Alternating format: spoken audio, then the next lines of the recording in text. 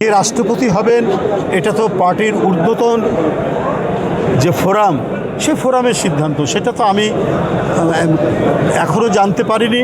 তারা নেবেন, যখনই নেবেন আপনারা বুঝতে পারবেন। আপনারা তো অনেক ঘটনা আগেই জেনে যান।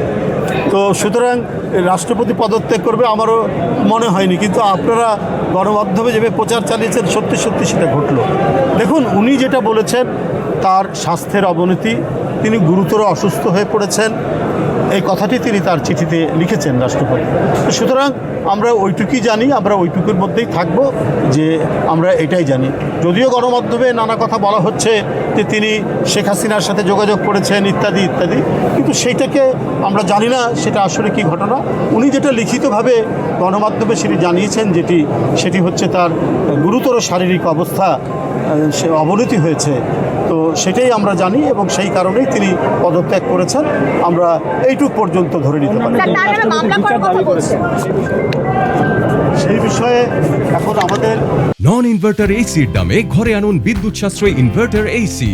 এখন 1.5 ton my one inverter AC মাত্র 48,900 টাকা পাওয়া যাচ্ছে মিনিস্টার শোরুমে। দলের সিদ্ধান্ত, আমি তো একটা ব্যক্তি মানুষ, আমি আগেও বলেছি এটা তো একটা কালেকটিভ ব্যাপার। যে রাষ্ট্রপতির ব্যাপারে কি সিদ্ধান্ত হবে এটা দল সিদ্ধান্ত যখন নেবে তখন নেবে, কি নেবে সেটা দল জানে।